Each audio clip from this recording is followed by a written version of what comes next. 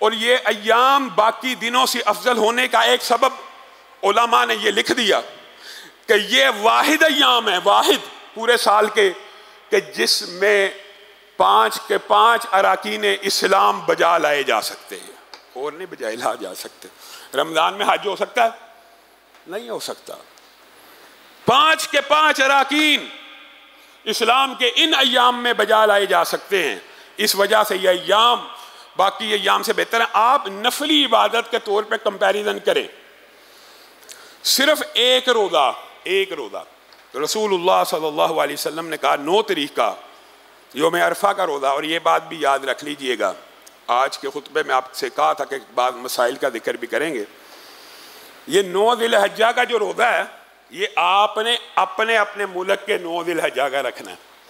Saudi अरब का योम अरफा का रोज़ा आपने नहीं रखना। हर शहर की, हर मुल्क की अपनी रोयत होती है, अपनी रोयत के मुताबिक इफ्तार है, अपनी रोयत के मुताबिक रोज़ा रखना है।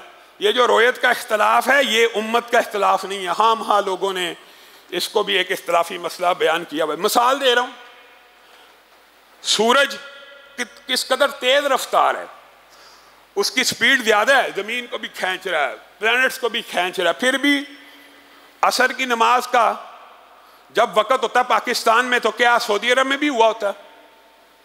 2 घंटे बाद पहुंचता वहां तो असर का वक़्त हो जाता है। तो अगर जो चांद एक दिन पहले सऊदी अरब में निकला, वही चांद जब यहाँ पे पहुंचेगा तो यहाँ पे भी तारीख बदल जाएगी। इसमें किसी किस्म के इख्तलाफ की या शक की या शुबे की कोई गुंजाइश मौजूद नहीं है।